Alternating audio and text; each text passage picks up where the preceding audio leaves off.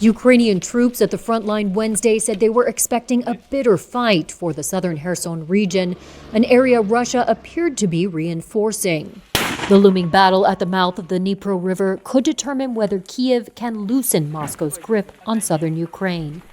This Ukrainian soldier said Russian forces were digging in. The Russians are changing positions. Our intelligence confirmed that they have been reinforced by many recruits, that they are strengthening their flanks, digging up trenches. They fear our air force, fear our artillery and soldiers.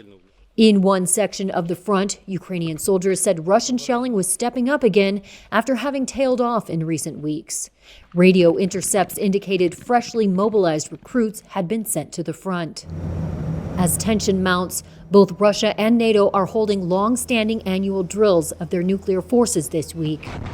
But Russia has given the exercises a much higher profile than usual, timing it to coincide with its accusations that Kiev is preparing to release nuclear material with a so-called dirty bomb, an allegation the West calls baseless and a potential pretext for Russian escalation.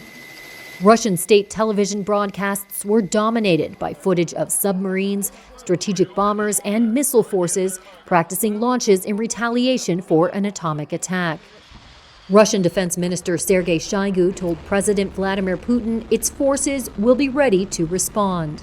Comrade Supreme Commander-in-Chief, in accordance with the training plan for the armed forces of the Russian Federation, under your leadership, training is being conducted to oversee the armed forces of the Russian Federation, during which the tasks of delivering a massive nuclear strike by strategic offensive forces in response to an enemy nuclear strike will be worked out.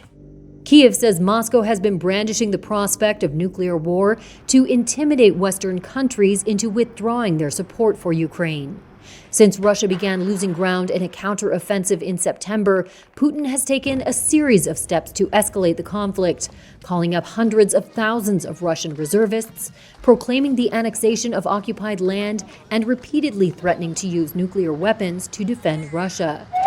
This month, Russia launched a new campaign of strikes in what it calls a special military operation, using missiles and Iranian-made drones against Ukraine's energy infrastructure, also hitting parks and homes across the country.